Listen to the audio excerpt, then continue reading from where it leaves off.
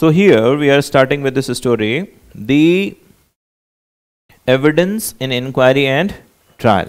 ठीक है, अब देखो इस चैप्टर को 2-3 हिस्सों में बांटा गया है. कितने कितने हिस्से हैं इसके देखिएगा, 2 हिस्से हैं. पहला हिस्सा है मोड ऑफ टेकिंग और रिकॉर्डिंग ऑफ एविडेंस, पहला.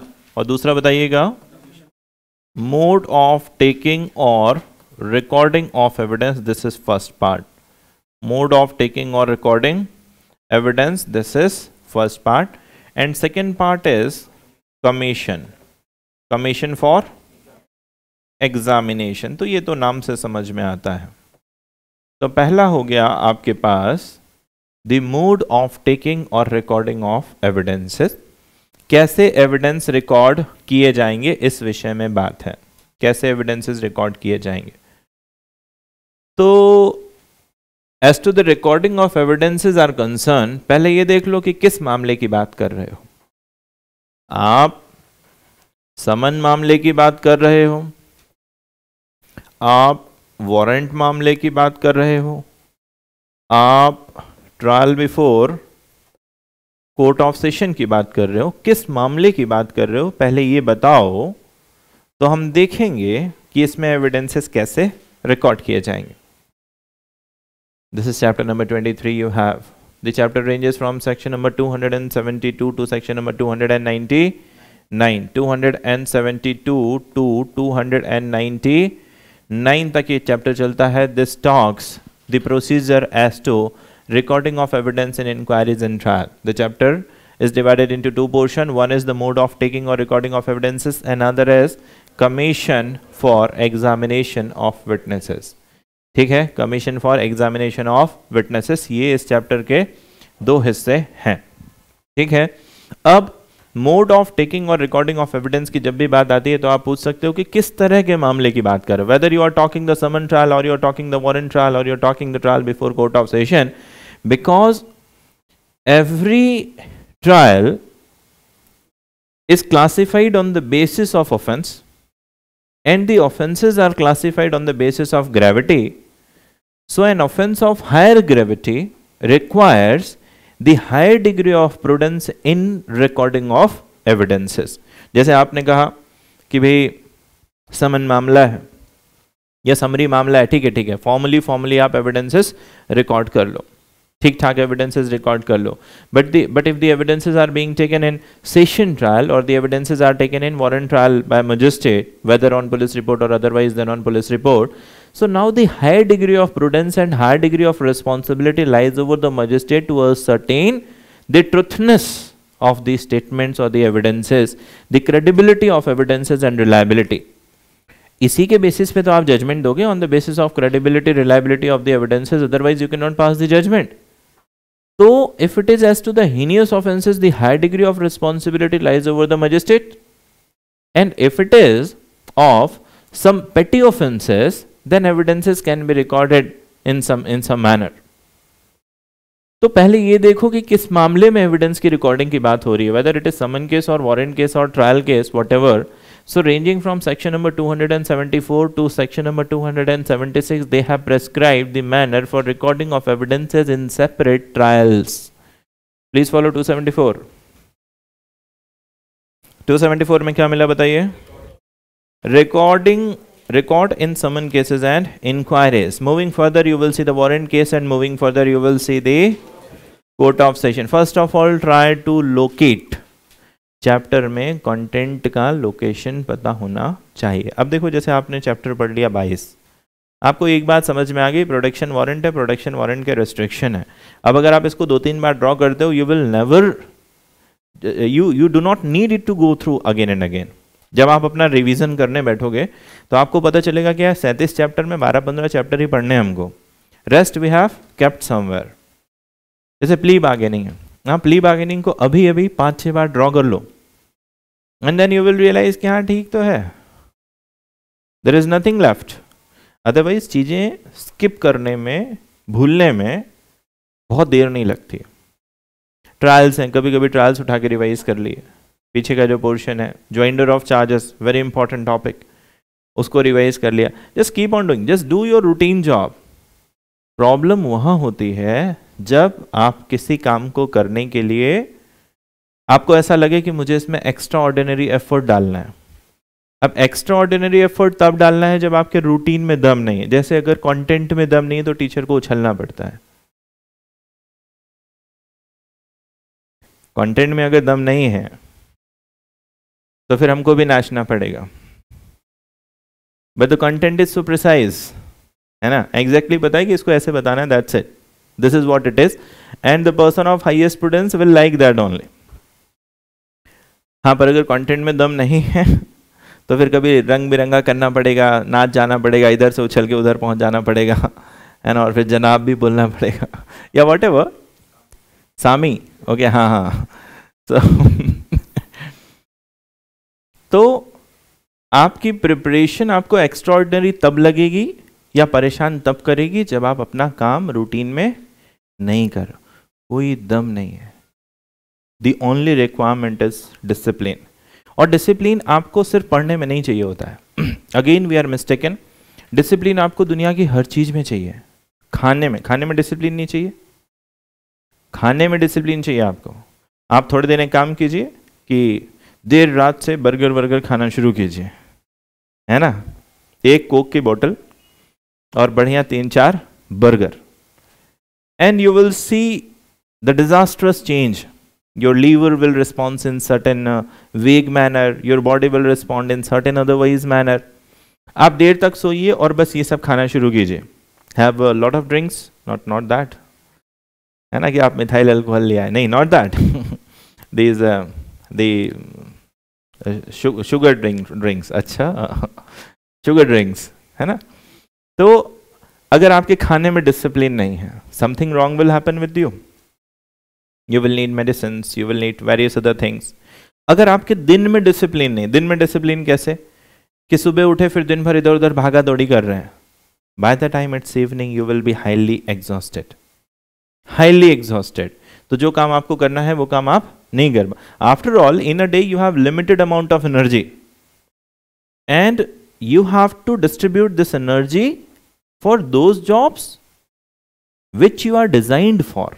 अगर आप इस एनर्जी को, जैसे आप पढ़ते हो, मान लो कि एक दिन हम कहें कि चलो थोड़ा काम करना है, गड्ढा वड्ढा बनाना है, तो आप लग गए, बिल्कुल फावड़ा उठा लाए, and you worked, will you be able to study? Why? पढ़ना तो आपका अलग से काम है ना। You will not be able to study because you have limited amount of energy, so your energy should not be wasted. With money, तनख्वाह आई, पहला तारीख है, भाग के सीधा पहुंच गया, सारे मॉल वॉल घूम लिए, सब तरफ बिल्कुल जो दिखा वो खरीद लेने की आदत है। जैसे जो भी एडवर्टाइज किया जा रहा है वो सब खरीद लिया, उठ पटांग, 3-4 दिन में सैलरी खत्म कर ली। तो this is not just that you are extravagant और something, this is just that you are not disciplined. You have to be disciplined in every core of your life with every aspect. You have one girlfriend, you are not disciplined. Or you have one boyfriend, you are not disciplined. And you see the disaster. You have vehicle, you don't know how to maintain it. You just know, the only thing you know, I have seen many people, अभी सर्दियों के दिन शुरू हो गए, तो सुबह वो अपनी मोटरसाइकिल में किक लगाते हैं और फिर वो अलग खड़े हो जाते हैं और उसको रेव कर रहे हैं। You should understand, unless your engine is hot, there is no expansion. आपका पूरा व्हीकल खराब हो जाएगा। आप एक सर्दी में अपनी गाड़ी खराब कर सकते हो, एक सर्दी में। जिन लोगों का व्हीकल सुबह स्टार्ट नहीं होता है तो वो क्या करते हैं, एक बार अगर वो गलती से स्टार्ट हो गया तो उसके कान पकड़ के उसको ऐसा मरोड़ेंगे, वो चिल्ला रहा है, मुझे छोड़ दो, मुझे छोड़ दो, मुझे भी ठंड लग रही है। But no, you are not ready to do that. This is discipline with vehicle. The general rule is कि आप उसको लोवेस्ट आरपीएम में स्टार्ट करो और जब तक इंजन थोड़ा सा हीट ना हो जाए तब तक आपको उसे रेव नहीं करना है ना।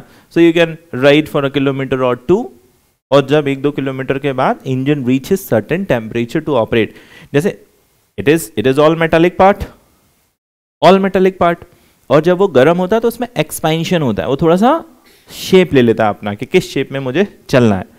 अब नए नौसिखिया लोग बिल्कुल भरी बरसात में, इट इज फ्रीजिंग आउट, और बिल्कुल आपने गाड़ी स्टार्ट की और उसको रेव अप कर दिया, तो एक दिन में नहीं खराब होगी because they have design it that way. But yes it will go, it will lost.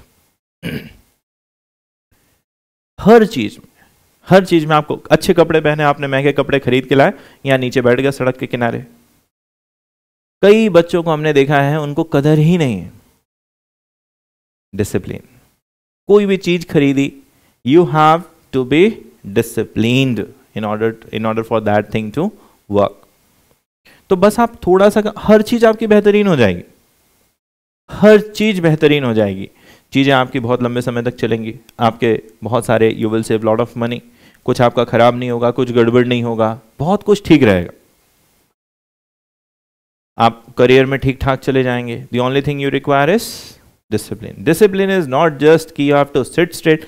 Discipline का एक ही मतलब समझते हैं, चुप रहो, क्लास में बात मत करो, जैसे टीचर ने तभी बोला था डिसिप्लिन, है ना, असेंबली में डिसिप्लिन होता था बस। Discipline is required in every aspect of life. If you are bathing you need discipline, है ना। किसी दिन आप नाक ऊपर करके नहा लो, you need certain degree of discipline, है ना। ऐसे उछलते कूदते बच्चे नहीं जाते। पानी गर्म हो रहा है बाल्टी में, nowadays we have these geysers fitted, inlets, पर अभी एक रॉड आती थी, है ना। If you are not discipline, आप लेट हो रहे हो, फिर दौड़ते हैं उसमें हाथ डाल दिया। इसको देखें, जस्ट डिसिप्लिन। टीवी देख रहे हैं, देखे ही जा रहे हैं। आजकल लोग टीवी देखना शुरू करते हैं रात को 10-11 बजे, और सुबह के 5:30 बजे वो लोग टीवी देख रहे हैं, और अभी एक एपिसोड बाकी है, 1 या 2। तो you need certain degree of discipline. जितना आप पढ़ रहे हो, थोड़ा थोड़ा अगर आप करते जाते हो, it will work for you. You don't need anything extraordinary. आपको लगेगा, जब आपकी यात्रा पूरी होगी तो आपको लगेगा ये बड़ा आसान था, कोई भी कर सकता है। The only thing what you need is discipline. हर दिन उतना ही काम, अपने आप को लिमिट करो। डिसिप्लिन का एक और मतलब होता है अपने आप को लिमिट करना, थोड़ी सी अपने आप को ताड़ना दो, है ना। आजकल वो सेल्फ लव इतना सिखाने लग गए हैं, खुश रहो। मुझे खुशी कैसे मिल रही है? जाके 4 बर्गर दबा लिए, खुशी मिल गई, है ना। कहीं से पैसे उधार लेके 2-3 कपड़े वपड़े ले लिए, मुंह टेढ़ा करके फोटो खींच लिया, खुशी मिल गई खुद से। या द वंडरफुल आइडिया, श्रवण की आइडिया यूनिक। खुद से शादी। मेरी खुशी इसमें है कि मैं खुद, रियली मेरी खुशी इसमें है कि मैं खुद से शादी करूंगा। कैसे? How come? Nonsense, nonsense, absolute nonsense, absolute nonsense. ये जो लोग इस तरह से दिखाते हैं, ये खुशी हो ही नहीं सकती, पॉसिबल ही नहीं है। हाँ, आपके अंदर कोई बीमारी है, your hormones they are not working, और फिर आप कहते हो कि हाँ ऐसा है, तो फिर that is otherwise, but still you are hiding something, this is not normal. ईश्वर ने जैसे बनाया है, the very nature of existence is only this. एक खुद से शादी करके, और एक वो नहीं होता है सोलो ट्रिप, सोलो जर्नी। ये लोग घर से बस सोलो निकलते हैं, और जैसे ही चौराहे पे पहुंचते हैं पूछने लगे, और तुम कहाँ से? हाँ हम भी यहाँ से, चलो। और जब ये दूसरी सुबह कैंप से वापस आते हैं ना, तो ज्वाइंट हो चुके होते हैं, they are no more solo. These things they are, कुछ लोग जिनको ये चीजें करनी होती हैं, उनके लिए ये सब एक्सक्यूज है। Human life can not work this way, ठीक है, अनलेस फिर आप मोदी जी हो तो अलग बात है। मोदी जी बोलेंगे हमने खुद से विवाह कर लिया इसलिए हम विवाह नहीं कर रहे, तो सही है। पर ये लोग बोल रहे हैं, मोदी जी हाँ विवाहित हैं वो, but the way he is leading his life, that is something different. But otherwise तो हमको तो इन सब बातों पे विश्वास नहीं होता है। Human will behave in certain manner, this is what they are designed for, this is universal, nobody can change this. चलो, तो बस थोड़ा थोड़ा आपको पढ़ते रहना है, एंड इट विल वर्क। अपना काम हर दिन का कर लो, and in every walk of life you will see it very profound. Every walk of life, कुछ भी हो, आपको सब जगह ठीक लगेगा, जीवन बैलेंस रहेगा, जीवन बहुत जल्दी हिलेगा डुलेगा नहीं। अगर आप डिसिप्लिन सीख जाते हो, या डिसिप्लिन आपके अंदर है किसी भी चीज को लेकर, जैसे आपने 2 साल ठीक से पढ़ाई ही कर ली, मान लीजिए बहुत बढ़िया से आपने पढ़ाई करी, और किसी कारणवश मान लीजिए नहीं हो पाता, कई बार ऐसा हो जाता है कि किया और किसी कारणवश नहीं हो पाया। तो भी जो आपके इनहेरेंट फीचर्स है ना, जो आपने सीख लिया है, उससे आप जो कुछ भी करेंगे आप बढ़िया ही करेंगे। ऐसा नहीं हो सकता है कि आपने 2 साल, 1 साल, 3 साल मेहनत करके इसको बेकार कर दिया, वो कुछ ही किसी काम का नहीं, आप नालायक हो ही नहीं सकते। You have developed at least something कि आप कुछ भी करोगे तो आप उसमें बढ़िया करोगे, अगर आप 1 साल इस जीवन को ठीक से जी लेते हो। ये रीडिंग लर्निंग वाला जीवन आप अगर ठीक से जी लेते हो तो you will do something. I can not promise कि सबका एक बार में हो ही जाएगा, I can not promise, I can not assure. हमारे यहाँ वैसा वो भी नहीं देते हैं कि हम गारंटी दें अदरवाइज फीस वापस, ऐसा कुछ नहीं। फीस जो हमने एक बार ले ली है वो हमने ले ली है ना। मंदिर का दान पेटी देखा है, उसमें बस एक मुंह खुला होता है, आपने एक बार डाल दिया, देयर इज नो आउटकमिंग, है ना, वो गया, वो चला गया वो। तो ऐसी कोई गारंटी वारंटी नहीं, कोई फालतू के प्रलोभन नहीं है। पर हाँ ये है कि अगर आप ठीक से करोगे तो it will not go waste. और अगर आप ठीक से मेहनत करते हो और मान लो कि बहुत ज़्यादा समय किस्मत आपकी खराब नहीं है तो यू विल डेफिनेटली सक्सीड। अब कई बार किस्मत भी खराब होती है, ठीक है। देखो एक तो कि हम ब्राह्मण आदमी हैं। अब ऐसा नहीं कि हम जाति वाति बता रहे हैं ना, यदि छोटी सोच है तो हमसे बात नहीं करना, पर फिर भी हम ब्राह्मण आदमी हैं, हम क्या करें उसमें हमारा कोई कंट्रीब्यूशन नहीं है। ईश्वर ने हमें जहाँ जन्म दिया हम वहाँ जन्मित हो गए, उसमें हमारा कोई योगदान नहीं कि आप बोलोगे अच्छा हमको बता रहे हो हम ऐसा तुम जिहाद कर रहे हो नहीं, I am not doing that. तो जहाँ हुआ, जहाँ लिखा था वहाँ हमारा जन्म हो गया और उस नाते हम ब्राह्मण आदमी हैं। तो ये सब हम मानते हैं कि किस्मत होती है, भाग्य होता है। हमारा मिलना भी एक संयोग था तो हम मिल रहे हैं। आप सब लोग अलग अलग जगह से बिलोंग करते हैं, हम भी अलग जगह से बिलोंग करते हैं, ठीक है भाई। हम लोग एक परिवार में तो जन्मे नहीं है ना, अलग अलग जगह से बिलोंग करते हैं और फिर भी हम लोग यहाँ बैठे हैं। और हो सकता है कि ये जो सिंडिकेट है ये एक लाइफ टाइम सिंडिकेट हो, कि हम लोग जीवन भर के लिए जुड़े रहें। अगर सब कुछ अच्छा रहा, हम भी ठीक रहे, आप ठीक रहे, तो ये जो जुड़ाव है ये जीवन भर के लिए बना रहेगा। कोई किसी को भूलता नहीं है, सब चलता रहता है।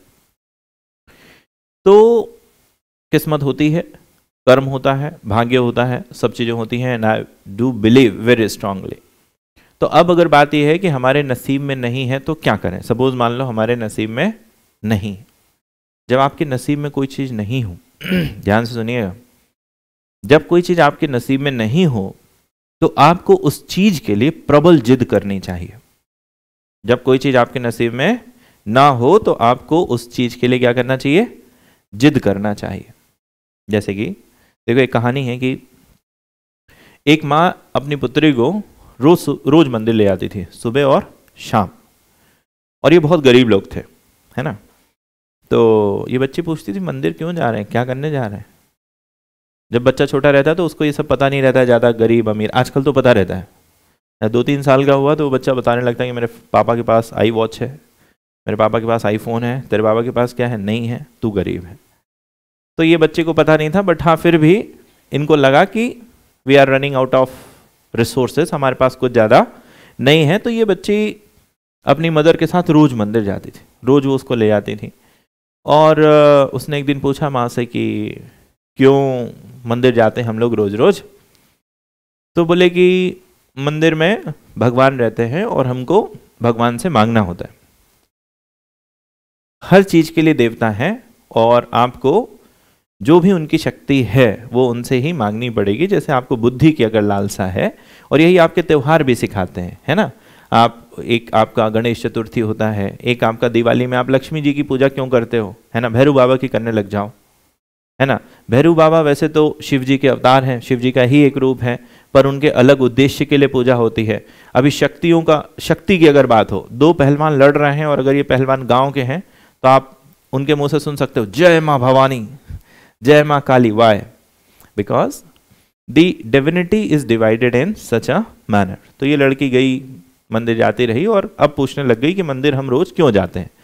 तो माँ ने कहा कि भगवान है, भगवान से मांगेंगे तो हमारे दिन थोड़े अच्छे हो जाएंगे, बढ़िया हमारा दिन चलने लगेगा। ठीक है, तो इसने सोचा कि भगवान मंदिर में दिखते तो नहीं है, मतलब मूर्ति है पर दिखते तो नहीं है। तो अब इसने माँ से कहा कि माँ भगवान कहाँ मिलते हैं, माँ को भी पता नहीं है। माँ ने मारा पीटा, बोल चल मंदिर चल, ठीक है, लेके गई और घसीट के ले गई, घसीट के ले आई, ईजी जॉब, हाथ पकड़ के। पर अब ये बच्चे सोचने लग गए कि यार भगवान से पूछना है कि कैसे क्या क्या होने वाला है। तो ये इसने इधर उधर जाना शुरू किया। अब गांव है और ज़्यादा आपकी रीच नहीं है, you can not Google that where is God. Nowadays what you will do, you will the first thing you can do is Google. तो शी कैन नॉट गूगल, तो जो भी ऐसे पुजारी और ये सब लोग मिले, तो इनसे उसने पूछा कि भगवान कहाँ मिलेंगे, मुझे भगवान से मिलना है बिल्कुल। तो पुजारी ने कहा, संत ने कहा कि भगवान बेटा एकांत में मिलते हैं, मंदिर आ रही हो वो तो ठीक है, पर भगवान मिलते हैं एकांत में, और भगवान बड़े तप के बाद मिलते हैं, ऐसे भगवान नहीं मिलते। ठीक है, तो ये लड़की अब एकांत के लिए ये चली गई जंगल में। रोज सुबह से जंगल जाती, शाम तक बैठी रहती और शाम को बैठ के ये वापस आ जाती। अब आप लोगों को आपके घर में बताया गया होगा कि शाम को और सुबह सुबह, जैसे शाम को होता है एक समय जो ट्रांजिशन फेस होता है, उसको बोलते हैं गोधूली, है ना, गोधूली बेला, जिस समय आपको कोई भी गलत काम नहीं करना चाहिए, भोजन नहीं करना चाहिए, सोना नहीं चाहिए आपको कुछ। और यही समय दिया बत्ती का भी होता है कि you should get into certain thing, पूजा पाठ करनी चाहिए। ऐसा क्यों कहा जाता है? ऐसा इसलिए कहा जाता है कि मानते हैं कि इस समय जो देवतागण हैं, जो ईश्वर हैं या जो शंकर पार्वती हैं, वो पृथ्वी का एक चक्कर शाम को लगाते हैं।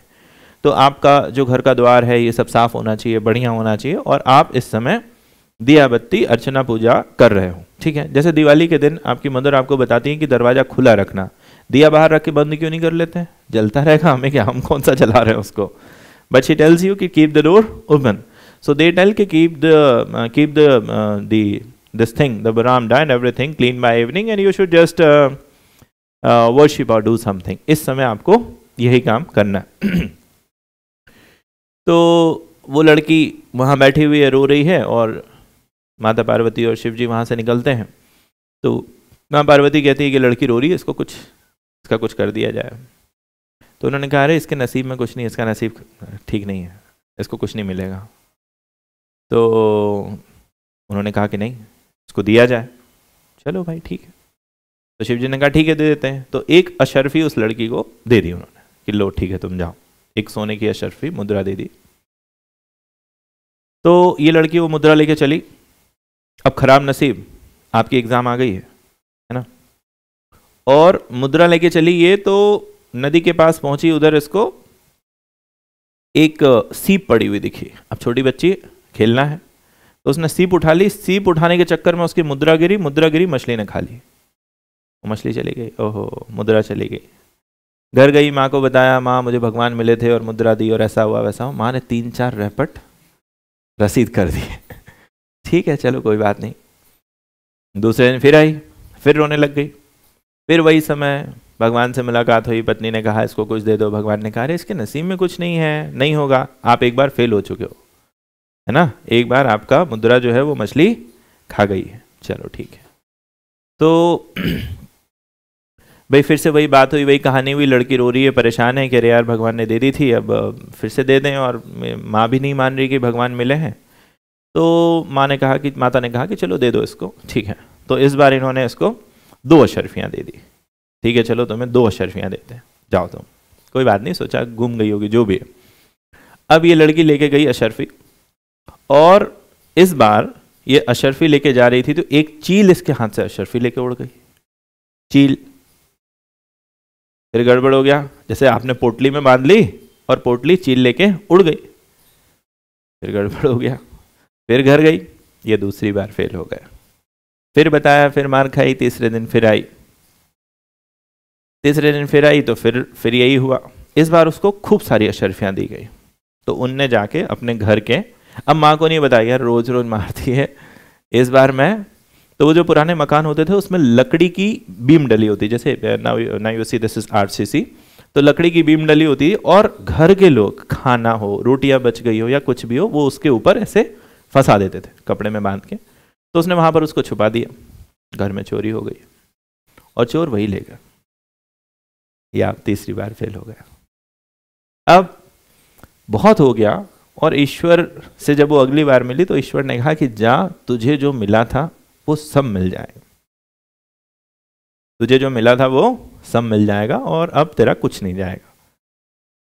अब घर में बैठे थे, ठीक है, इस बार अशर्फी नहीं दी, कुछ नहीं दिया, बस कहा कि जा, तुझे जो मिला था, जो तेरा था, वो तुझे सब मिल जाएगा। तो घर में बैठे थे। अब एक मछली वाला मछली बेचने आया, मछली खरीद ली, मछली काटा, पेट से अशर्फी निकली। चील जो लेके उड़ी थी, चील भी कहीं ना कहीं छोड़ेगी, तो चील से एक चील की लड़ाई हो गई, पोटली वहां सामने उसके घर के पीछे गिर गई। और जो चोर लेके भागा था, जो चोर अशर्फी लेके भागा था, वो चोर जो था उसके साथ दुर्घटना हो गई और वो इन्हीं के घर इनसे खाना मांगने आ गया। तो ऐसे करके उसको तीसरी पोटली भी मिल गई। तो अगर नसीब बहुत ठीक नहीं है, कई बार ऐसा होता है, एंड इट्स ओके, तो आपको अब करनी होती है जिद। अब आपको ये नहीं पता होता, जैसे ये लड़की अगर पहली अशर्फी चली गई थी, मान जाते कि हाँ यार अब ठीक है चलो छोड़ो, she has done it again then again and she was mistaken for 3 times. So what is required? A little degree of patience. Sometime it may be a little higher, that depends. But if there is such degree of perseverance, such degree of dedication, things will work for you. Not today, might be tomorrow, day after tomorrow. Just keep working. आप अपना काम करते रहें, काम को ना छोड़ें, that is important. कई बार कई ऐसी दशाओं में भी बहुत लोगों के सिलेक्शन हुए हैं जब उनको लगा है कि अब सिलेक्शन होने की कोई उम्मीद हमारी नहीं है, तब भी हुआ है। कई लोग ऐसा भी बताते हैं कि यार इस साल तो पढ़ा ही नहीं था, पर आपके बहुत सारे कर्म इकट्ठा हो गए और वो इकट्ठा होने के बाद फल में कन्वर्ट हो गए। So what you have to do, you have to just keep on working. आपको ये नहीं सोचना है कि यार ये कर रहे हैं पता नहीं, कई लोगों के मन में ऐसे थॉट्स आते हैं, कई लोग ऐसा सोचते हैं कि होगा कि नहीं होगा। अरे एक्सपर्टाइज तो लेके आओ, प्रॉपर एक्सपर्टाइज लेके तो आओ। हम इसलिए ज़्यादा परेशान होते हैं कि दूसरे का शायद कम में हो गया या दूसरे का बिना पढ़े हो गया या जो भी हो गया। आप तो अपनी बात करो, ब्रिंग द एक्सपर्टाइज। हो सकता है मध्य प्रदेश में ना हो, बिहार में हो जाए, राजस्थान में हो जाए, छत्तीसगढ़ में हो जाए, हो सकता है मध्य प्रदेश में ही हो जाए। But something will definitely happen अगर आप उस चीज में लगे हुए रहोगे तो। ठीक है, तो पढ़ते रहो, अपना काम करते रहो। Little discipline is important. कोई दिन नहीं आए, आज कहीं और चले गए, तो चले कैसे गए थे? आप जा ही नहीं सकते हो ना, कैसे चले? चलो ठीक है, घर में मदर रह रही हैं, मदर बीमार हो गई, उनको लेके चले गए, पर आप लोग तो अकेले रहते हो, सब श्रवण भी अकेले रहते हैं, है ना? कहाँ चले गए? इस समय तो देखो, ये समय आपने अपने जीवन का किसी को दे दिया है, इस समय को आप चुरा नहीं सकते। इस समय में भी आप चोरी कर रहे हैं, ये जो आपका 3 से 7 का समय है, इस समय में अगर आप चोरी कर रहे हैं तो बहुत गड़बड़ है। इस समय आप चोरी नहीं कर सकते। फिर आपने काम अपना पूरी ईमानदारी से नहीं किया, इसको पूरी ईमानदारी से करिए। Unless there is certain contingency that can not be overlooked, that is something different. But आप पूरी कोशिश करें कि आप उस समय पे रहें, हर दिन अपना काम करें। हर दिन घर पे 3 से 4 घंटा, आपको 10 घंटा नहीं पढ़ना है ना? आपको सिर्फ 3 से 4 घंटा पढ़ना है। आपको बहुत ट्रांसपेरेंटली पढ़ाया जाता है कि अगर आप क्लास को बहुत ध्यान से सुनते हैं तो वो बहुत सारी चीज़ें आपको बैठ चुकी होती हैं। बस आपको घर पहुंच के खाना खा के या जो भी आप कर रहे हैं वो करके एक बार रिवाइज करना है। गलती से भी ये नहीं होना चाहिए कि ये कल करेंगे।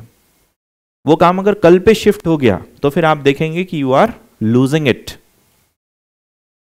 तो आपको इसे शाम को ही कर लेना बस। This is what is important, nothing else. आपको हर चीज बहुत ट्रांसपेरेंटली बताई जाती है। अब जैसे चैप्टर नंबर 22 है, बिल्कुल क्लियर है आपको कि क्या ये चैप्टर है।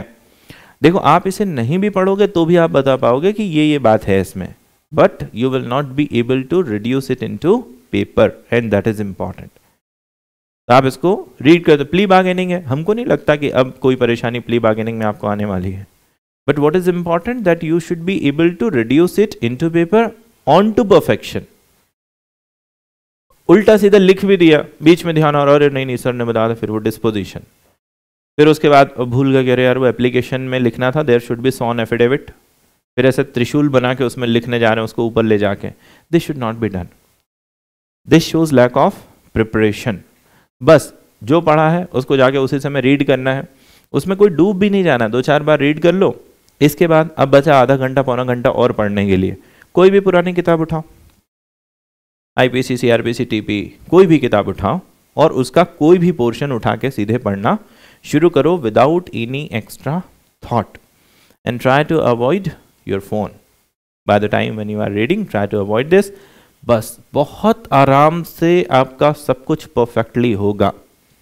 और अगर ऐसा नहीं करते हैं तो फिर yes it will require a very inordinate labour और inordinate preparation.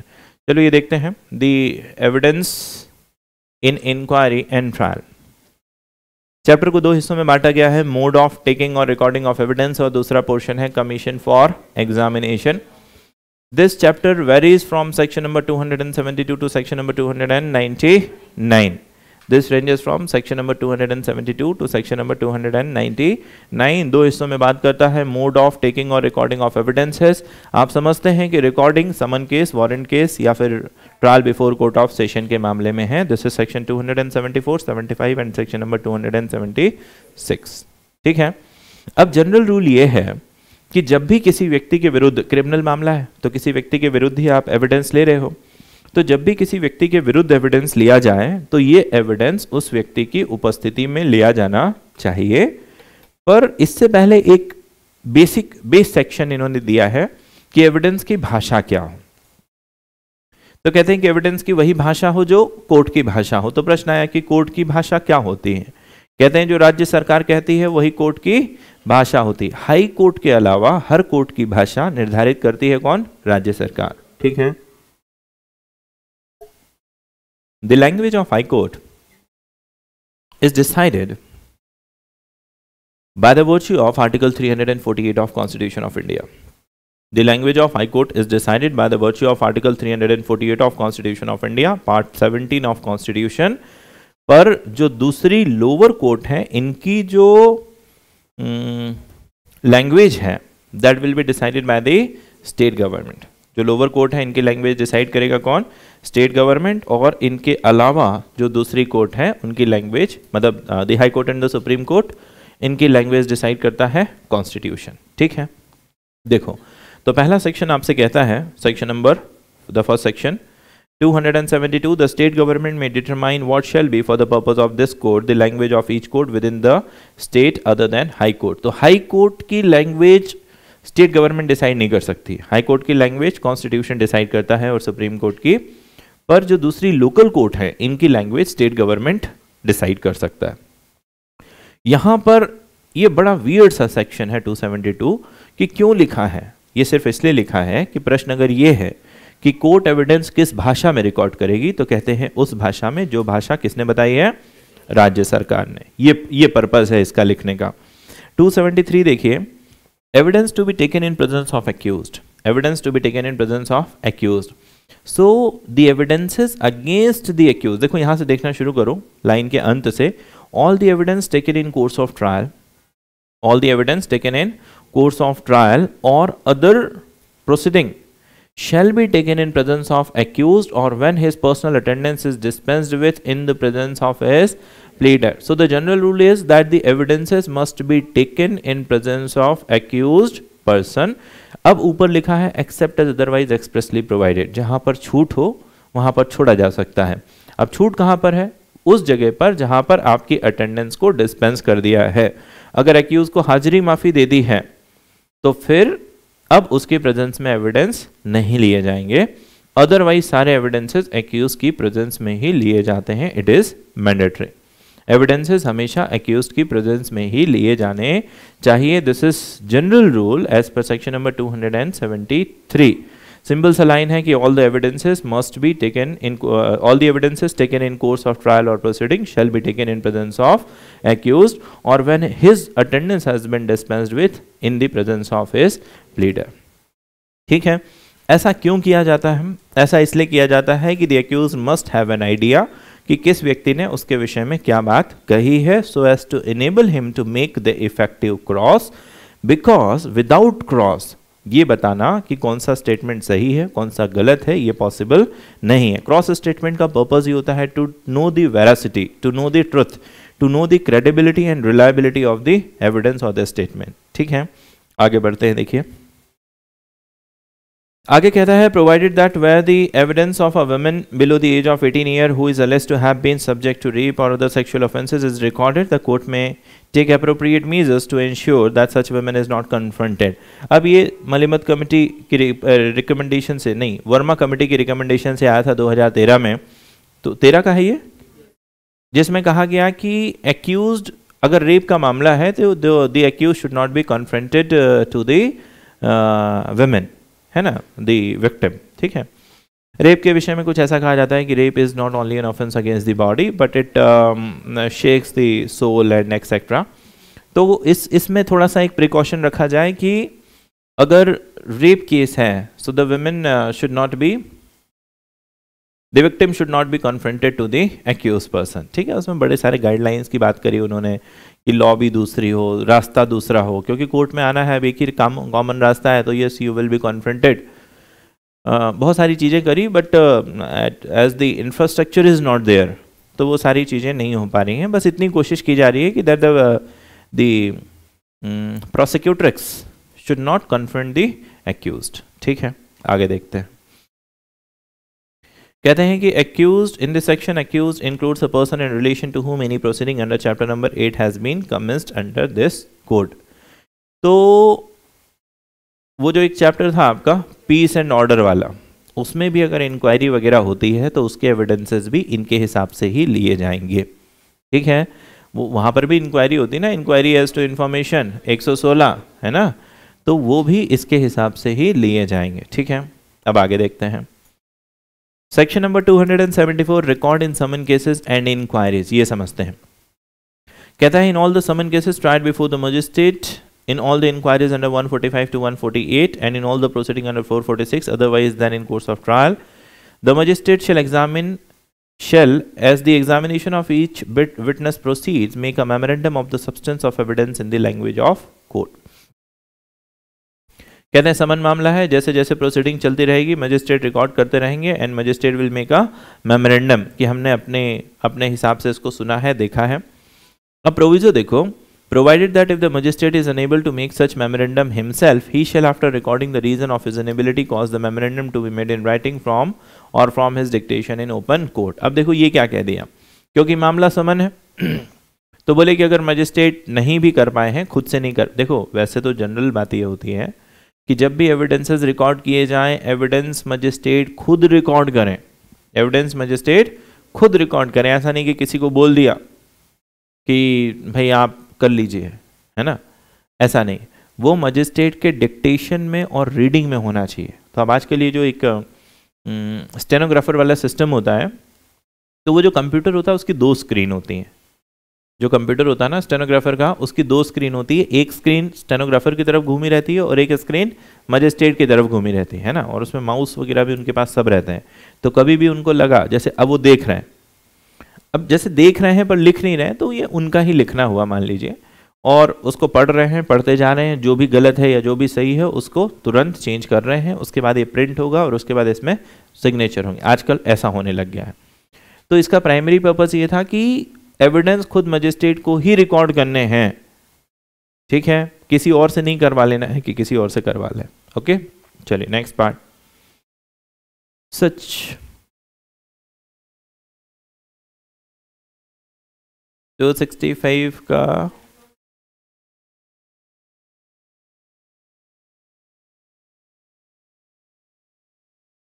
Yes in case, हाँ 265 में वो है ना समरी ट्रायल वाला मामला है ना, कि अगर वो जज खुद से नहीं कर पा रहे हैं तो CGM will appoint an appropriate person जो एविडेंसेस रिकॉर्ड कर लें. Yes yes yes yes.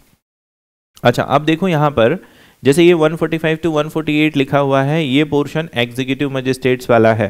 ठीक है, तो एग्जीक्यूटिव मजिस्ट्रेट भी अगर कभी एविडेंसेस रिकॉर्ड करते हैं तो मैनर यही फॉलो करना पड़ेगा. ठीक है, नेक्स्ट पार्ट देखिए, वारंट केस में कैसे एविडेंस आता है. कहते हैं in all the warrant cases tried before the magistrate the evidence of each witness shall as his examination proceed be taken down in writing either by the taken down in writing either by the magistrate himself or by his dictation in the open court. कहते हैं कि magistrate खुद से ले सकते हैं या फिर by his dictation in the open court, and when he is unable to do so owing to physical or other incapacity under his direction and superintendence by an officer of the court appointed by him in this behalf. तो अगर खुद से, अब जरूरी नहीं कि सब जज को टाइपिंग आता हो या कुछ आता हो, तो he will appoint he will get the stenographer or somebody to write for him, but it will be done under his superintendent's direction and control. ठीक है, provided that the evidence of witness under this subsection may also be recorded by AVEM, audio video electronic means, in the presence of the advocate of the person accused of the offense. ठीक है, तो आप देखेंगे समन में और warrant में थोड़ा सा सीरियसनेस बढ़ गई. वारंट में उन्होंने थोड़ा सा सीरियस कह दिया कि आप बिल्कुल अपने सुपरिटेंडेंस में, अपने कंट्रोल में एक्सेट्रा करेंगे. पॉइंट नंबर 2 देखिएगा, where the magistrate causes the evidence to be taken down he shall record a certificate that the evidence could not be taken down by himself for the reason refer to in subsection 1. ये important है. अगर evidence किसी और ने record किया है suppose, तो magistrate को एफिडेविट लगाना पड़ेगा, एक रीजन रिकॉर्ड करना पड़ेगा, not the affidavit but a reason, कि ये एविडेंसेस मजिस्ट्रेट ने खुद से रिकॉर्ड नहीं किए हैं, तो उसको कभी चैलेंज किया जा सकता है. ठीक है, अगर मजिस्ट्रेट ने खुद से स्टेटमेंट रिकॉर्ड नहीं किए हैं, now magistrate should make a note of that. Next देखो, such evidence shall ordinarily be taken down in the form of narrative, but the magistrate may in his discretion take down और cause it to be taken down any part of the such evidence in the form of question and answer. इतनी perfect बात कही है कि वैसे तो आप story form में लिख सकते हो, नरेशन में लिख सकते हो, बट अच्छा होगा अगर आप इसको प्रश्न और उत्तर के रूप में नोट करो. आप प्रश्न पूछो और फिर उत्तर लिखा जाए. इससे ये होगा, जब आपको कहा जाता है कि स्टोरी सुनाओ, तो आपकी स्टोरी घूम रही है सब जगह, बट अगर आपको क्वेश्चन आंसर फॉर्म में कहा जाए तो now it will be confined. तो कन्फाइंड रहे, कोर्ट का टाइम वेस्ट ना हो, जितना नेसेसरी है उतना रहे. इन सब पर्पसेस से कहा जाता है कि एविडेंस को क्वेश्चन आंसर फॉर्म में रिकॉर्ड किया जाए. नेक्स्ट देखो,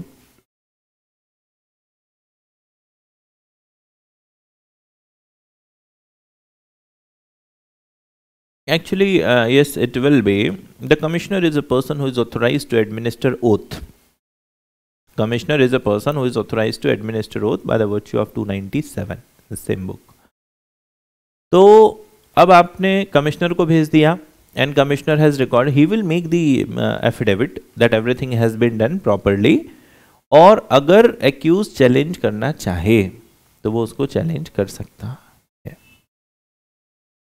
ठीक है, वो उसको challenge कर सकता है और उसमें रिकॉर्ड भी करते हैं कि ऐसा इन्होंने लिखा है पर accused ऐसा कह रहा है. इस वजह से कमिश्नर के ऊपर कोई प्रोसीडिंग्स नहीं चलाई जाती, बट ये रिकॉर्ड करना पड़ता है कि accused ऐसा कह रहा है. ठीक है, just as a matter of prudence. फिर पूछ लेते हैं, अब जब एक्यूज आ ही गया है, भाई आपने तो कमीशन इसलिए इशू किया था ना, because it was expedient, it was necessary to do so in the interest of justice. तो अब आमना सामना हो ही गया है तो पूछ लो फिर से. जरूरी नहीं कि आप कमिश्नर के स्टेटमेंट पे आगे बढ़ो, आप नया स्टेटमेंट ले लो, ऐसा किया जा सकता है, कोई दिक्कत नहीं है इसमें. चलिए नेक्स्ट पार्ट कहता है, the evidence so taken down shall be signed by the magistrate and shall form part of record. जो भी एविडेंस लिया है that shall form the part of record, it shall be signed by the magistrate. ये हो गया आपका warrant cases में. कहा सुपरिटेंडेंट, देखो अब कुल मिला के जैसे हमने जब ट्रायल शुरू किया था तो बताया था सब ट्रायल में एक जैसी स्टेजेस हैं, आगे पीछे हो सकती है, थोड़ी सी रिलैक्स हो सकती है, पर बिना उन स्टेजेस के आप ट्रायल कर ही नहीं सकते. Then it will not be termed as trial. There might be some relaxation, कुछ थोड़ा सा ऊपर नीचे हो गया, जैसे समन में बोल दिया कि you need not to frame the charge in writing, you need not to frame the formal charge, the substance of the accusation must be stated and that itself is okay. पेटी मामला है तो बोले ठीक है चार्ज उसके घर पे भेज दो, चिट्ठी भेज दो, that's okay, but still it is a charge. Without charge, without accusation, the proceedings they will not proceed. तो आपको ये तो करना ही पड़ेगा. You have to go with judgment, you have to go with prosecution evidence, you have to go with defense evidence, you have to go with cross examination, re-exam, whatever is required you have to go with. तो अब उन पे statement भी record करना है तो वो भी लगभग सेम होगा, बस हाँ एक में हायर क्वेश्चन में भी रिक्वायर्ड. भाई आप कोर्ट ऑफ सेशन हो, you may convict somebody with death. So your evidences must be recorded with the highest degree of caution. There should not be any possibility of causing prejudice to the accused person. This is what is mandatory. Accused का नुकसान ना होने पाए, आप evidences properly record करो. तो higher degree of prudence is required, higher degree of caution is required. जब आपका मामला grave है और जब आपका मामला बहुत grave नहीं है तो फिर ठीक है, it will work otherwise. Okay? देखो recording before court of session कहते हैं in all the trial before court of session the evidence of each witness as his examination proceed be taken down in writing either by the presiding जज himself or by his dictation in open court or under his direction and superintendence by an officer of the court appointed by him in this behalf. Now अब क्या हो गया, court ने खुद जो officer appoint किया है, कोर्ट ने खुद जो ऑफिसर अपॉइंट किया है, जैसे अब जो स्टेनोग्राफर होता है वो जज का बहुत रिलायबल व्यक्ति होता है और द जज शुड हैव दिस फेथ कि ये व्यक्ति सही सही लिखेगा. अब भाई आपने किस मामले में क्या ऑर्डर किया आपको थोड़ा याद है, स्टेनोग्राफर ने थोड़ा बहुत इधर उधर कर दिया, अब आप पूरा केस पढ़ने नहीं जा रहे हो. कुछ जजेस अलग से डायरी बनाते हैं, इस नंबर पे हमने ये कर दिया, पेंसिल से लिखते हैं अलग से, जो बिल्कुल, और कई बार नहीं भी करते हैं. तो उन्होंने कहा कि भाई स्टेनोग्राफर फिर ऐसा होना चाहिए जैसे पूरी मतलब पूरा विश्वास हो. तो ये लिखा है कि the person appointed by him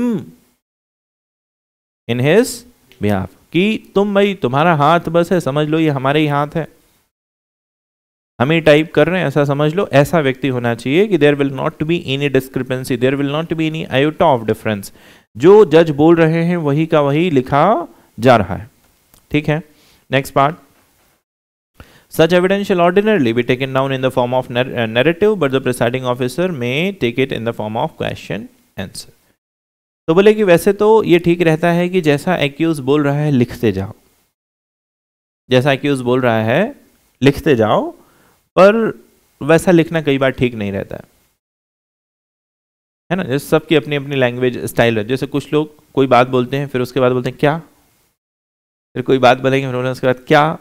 कुछ लोग बोलते हैं है ना, फिर मैं वहां गया था है ना सॉरी.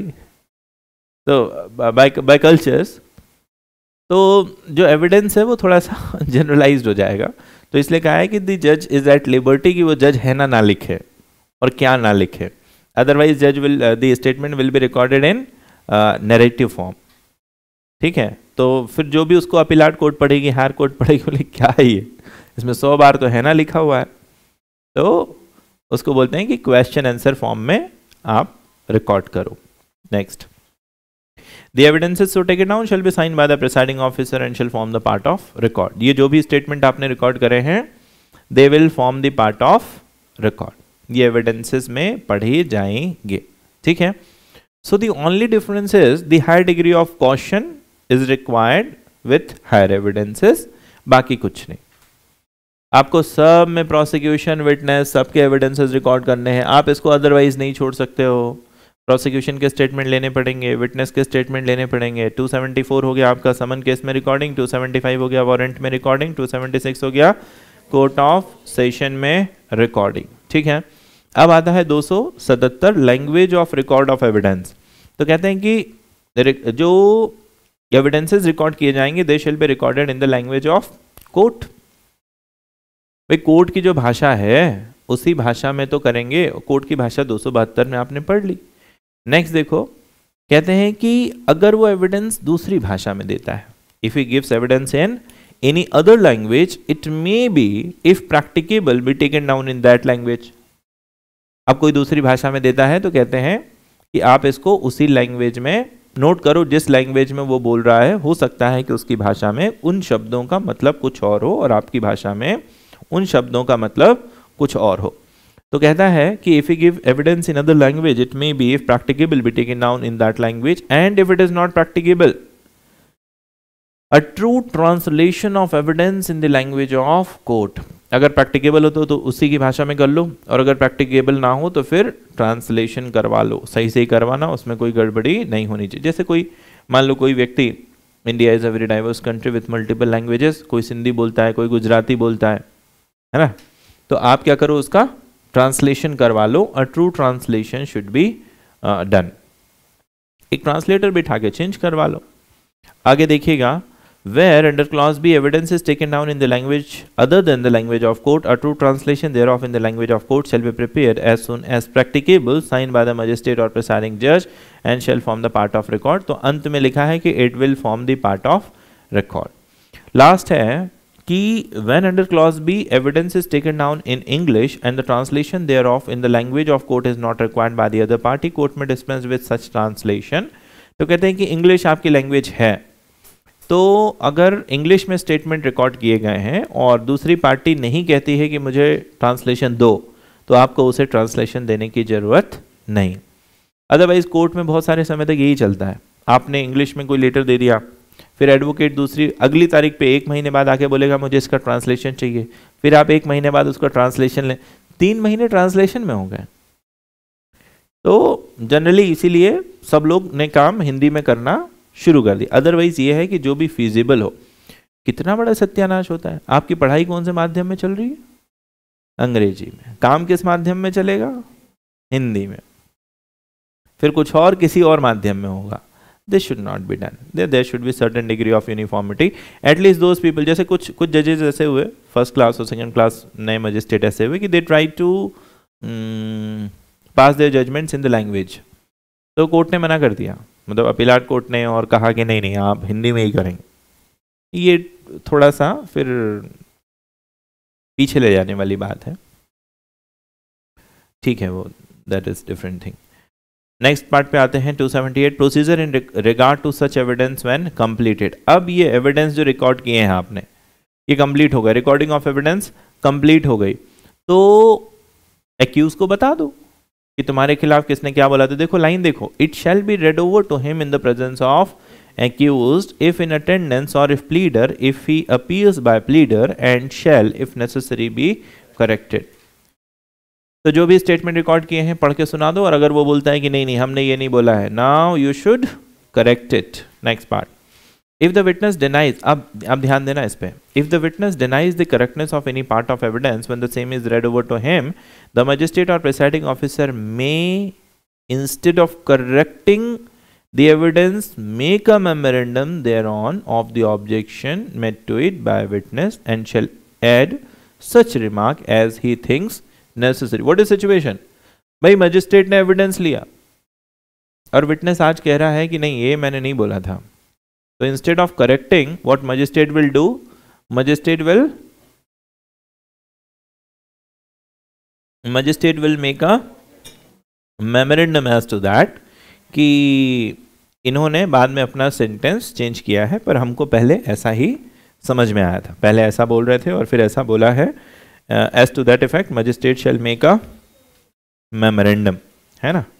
नेक्स्ट पार्ट में आते हैं, देखिए, तो ये हो गया आपका second point, that the magistrate shall make a memorandum.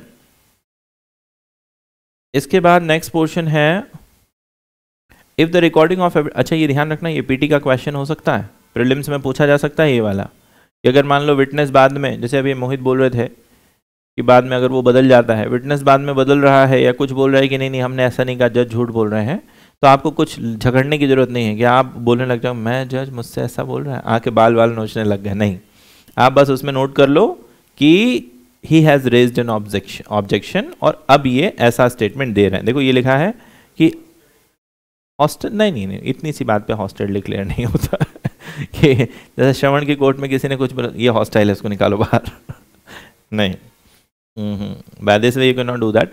आपसे कोई 100 बार भी झूठ बोले तो भी आप उसे हॉस्टाइल डिक्लेयर नहीं कर सकते, बात समझ में आ रही है? आपकी कोर्ट में आके आपने किसी ने आपसे कोई बात बोल दी, तो ऐसा नहीं कि आप उसे हॉस्टाइल डिक्लेयर कर देंगे।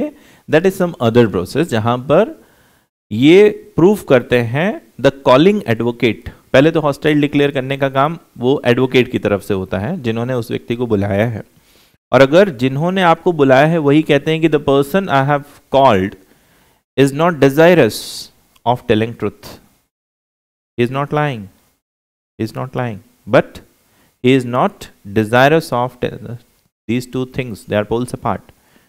झूठ बोलना और सही बोलने की इच्छा ना रखना। झूठ बोलेगा तो जेल हो जाएगी।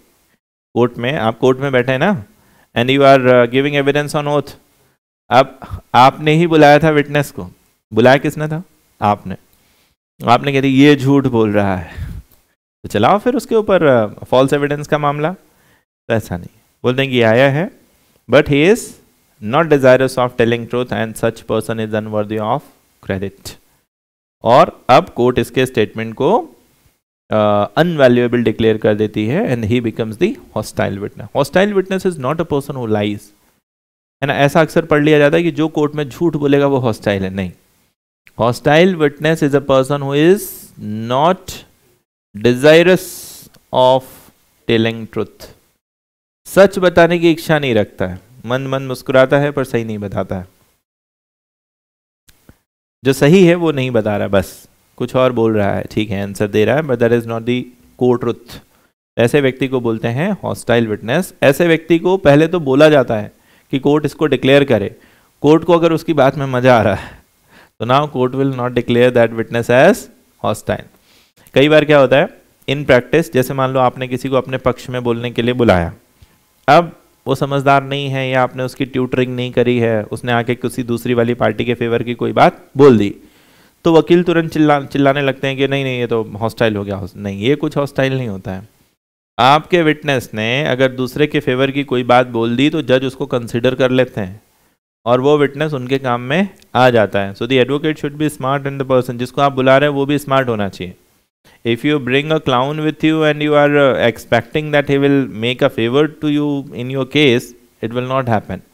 If you are bringing clown, then expect something like circus.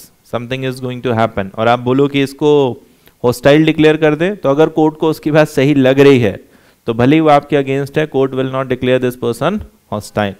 Hostile is only person who is not desirous. भाई आपकी तरफ से आया था, आपके फेवर में नहीं बोल रहा है, तो आप बोलने लग गए hostile hostile. The only person who is not desirous of telling, उसकी बात पे विश्वास नहीं किया जा सकता जब आप ये बताओगे। इसके लिए आपको विटनेस की क्रेडिट इम्पीच करनी होती है under section 155, impeaching credit of witness, impeaching credit of witness. तो ये कुछ स्टेप्स होती हैं, इन स्टेप्स के बाद ही आप डिक्लेयर कर सकते हो कि द पर्सन इज हॉस्टाइल।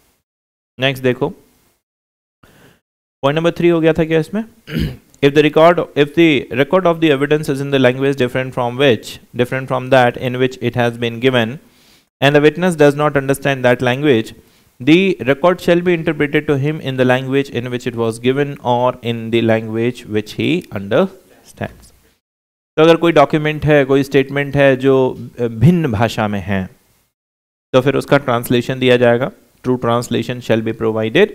ठीक है, next part, the interpretation of evidence to accused और हिज प्लीडर 279 देखिए, कहता है कि whenever any evidence is given in the language not understood by the accused and he is present in the court in person, it shall be interpreted to him in the open court in the language understood by him। तो जब आपने किसी और भाषा, अब देखो ये सब होता नहीं है प्रैक्टिकली, है ना। अब जैसे छोटी छोटी कोर्ट्स बन गई हैं, छोटे छोटे सब जुरिस्डिक्शन डिवाइड हो गए, तो अब ऐसा होता नहीं कि आप कोई नेपाली आदमी को लाके यहाँ ट्राई कर रहे हो, बोला क्या नहीं, क्या तो नहीं बोलेगा, सॉरी कुछ और बोलेगा ना वो, है ना। या फिर आप तमिल से किसी को ले आए हो, तो ये बहुत रेयर होता है ऐसे सिचुएशन। तो ये जो सेक्शंस हैं इनको ऑब्सोलीट तो नहीं बोल सकते, बट हाँ मिनिमलिस्टिक टाइप है, बिल्कुल मिनिमम यूज़ है इनका। ऑब्सोलीट तो नहीं बोलेंगे क्योंकि मान लो कोई सिचुएशन आ गई, तो these are not obsolete nor they are redundant, but इतने यूज़ में नहीं है ये, है ना, रस्टिक हैं, पड़े हुए हैं बस। आगे देखो, the if he appears by pleader and the evidence is given in the language other than the language of the court and not understood by the pleader, it shall be interpreted to such plead. अब वकील को भी समझ में नहीं आई तो ऐसा वकील तुम लाए क्यों हो, है ना। अच्छा, सुप्रीम कोर्ट ने इसके लिए अलग से अपना काम किया हुआ है कि first of all you have to qualify their exam, then only you should appear. कि कल को तुम बोलो क्या तो this is how it is not going to work, है ना। There is an exam, advocate on record, AOR की एग्जाम होती, और AOR की एग्जाम में वो लोग प्लीडिंग, ड्राफ्टिंग और थोड़ा सा लॉ पूछते हैं। सबसे ज्यादा इंपॉर्टेंट होता है कि आपको प्रॉपर प्लीडिंग आती है, ड्राफ्टिंग आती है कि नहीं आती, because when you are presenting 1.3 billion people before 30 judges, you should be a good man. When you are presenting these much people, how many judges you got? Supreme court में भी कितने जजेस हैं? 31 कि 32? 32 है। एक बार देख लेना कितनी सीट खाली है। वैसे सीट तो 34 हैं, पर अभी खाली कितनी है ये देख लेना। तो अब इतने सारे लोगों के इश्यूज हैं और सुनने के लिए 31 जज हैं, 32 जज मान लो, 30 मान लो, और आपकी प्लीडिंग बहुत वेग है, बहुत क्लैरिटी नहीं है उसमें, लैंग्वेज पे अच्छी कमांड नहीं है, कुछ भी लिख रखा है। जो वो पिक्चर आई थी ना, उसमें वो बोलते हैं कि तुमने इसको क्या लिख रखा है, अपील को एप्पल लिख रखा है ना। तो ऐसा ना हो, खैर इतना तो नहीं होता है, but you should know how precisely, how accurately it should be written. अच्छा, दूसरा क्या होता है कि छोटी कोर्ट्स में, लोअर कोर्ट्स में आप चले जाओ और कुछ भी बात करो तो ठीक है, हाँ जज ने इग्नोर कर दिया। वहां पर आप जाके अगर कुछ भी बात कर रहे हो तो you are wasting time. Supreme court में देयर आर हार्डली फ्यू जजेस, और आप वहां जाके फालतू की बात कर रहे हो तो यू आर वेस्टिंग टाइम। तो ये सब नहीं होना चाहिए। That is why they have their own exam. क्या आप बोलो मुझे ट्रांसलेशन नहीं मिला, अब मुझे समझ में नहीं आ रहा है, मैं तो नीचे रहता हूँ इधर साउथ में और इधर हिंदी वाला ये लोग कर लिए हैं, तो this way they are not going to allow you. ठीक है, चलो अब आते हैं नेक्स्ट पोर्शन में। अच्छा, ये देखो, when the document are put for some purpose of formal proof, it shall be in the description of court to interpret as much there of as appear necessary.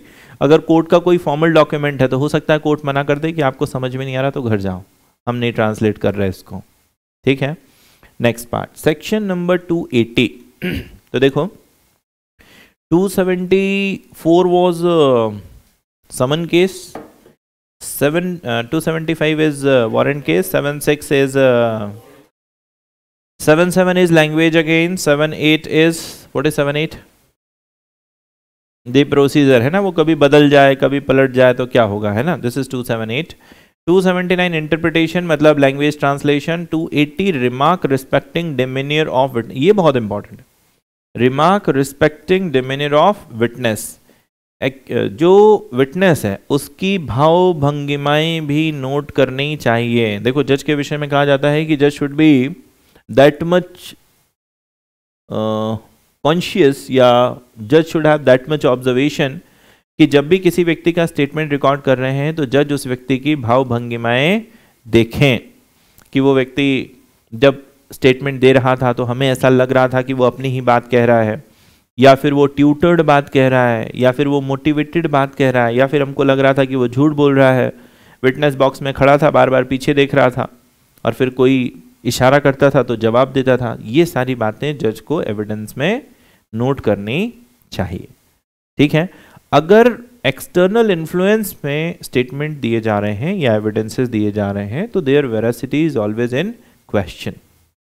ठीक है, तो सेक्शन नंबर 280 कहता है कि जज को स्पेशली रिमार्क लिखना चाहिए रिस्पेक्टिंग डिमेनियर, बट ये सब काम जज करते नहीं है जनरली। और डिमेनियर लिखना मतलब चेहरा समझना और बातें समझना, वॉइस मॉड्यूलेशन समझना, तो ना तो जज को इतनी ट्रेनिंग मिलती है ना। ये सिर्फ उस पिक्चर में हो सकता था, कौन सी पिक्चर थी वो, उसमें हाथ पकड़ के सब पता चल जाता था, पी के, हाँ।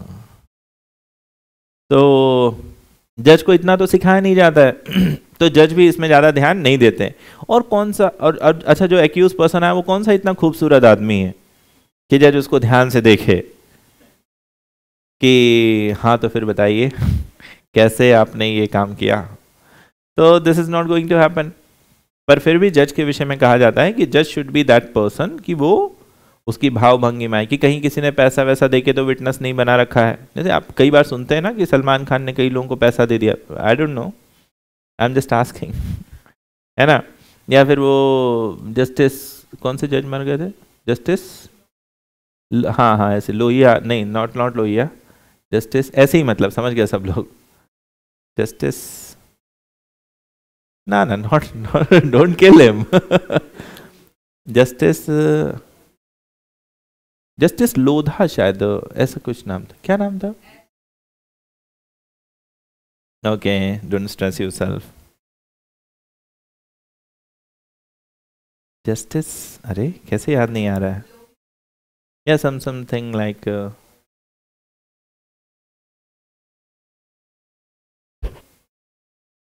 लोया, justice Loya, LOYA, not Lohia, it's Loya, है ना। तो यस, तो ही वॉज एक्चुअली जज इन द CBI कोर्ट, कोई बढ़िया मामला रहा होगा, है ना। किससे जो कहते हैं वो तो विचित्र ही बात है, पर ठीक है, उसके बारे में हम लोग क्या बात करें।